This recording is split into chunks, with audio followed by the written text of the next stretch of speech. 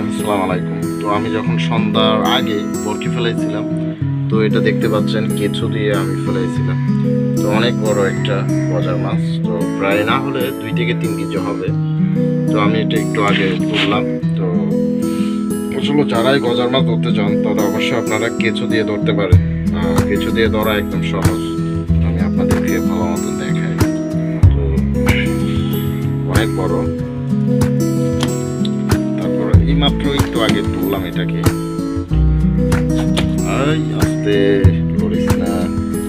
তো বরকি খুবই ভালো মতন বাজে নেই, একটু করে বাচ্চা, হালকা একটু করে বাচ্চা গজা মশা। আমি জাস্ট চিন্তা করলাম যে এটা বাচ্চা কিন্তু অনেক আগে।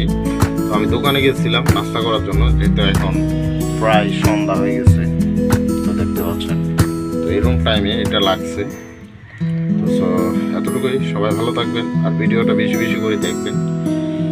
তো এখানে অনেকগুলো সুতা ছিল, আর আমার এখানে এই জায়গাতে ছিল বোতল। প্রায় বোতলের সুতা একদম খালি, মানে জাস্ট বোতলের সুতা একদম খালি করে ফেলছে গজার মাছে। একদম অনেকটা সুতা ছিল, সুতা শেষ। আর বরকি অনেক বড় ছিল, যার কারণে সে অনেক চেষ্টা করছে যাওয়ার জন্য, তো সে যেতে পারলো না।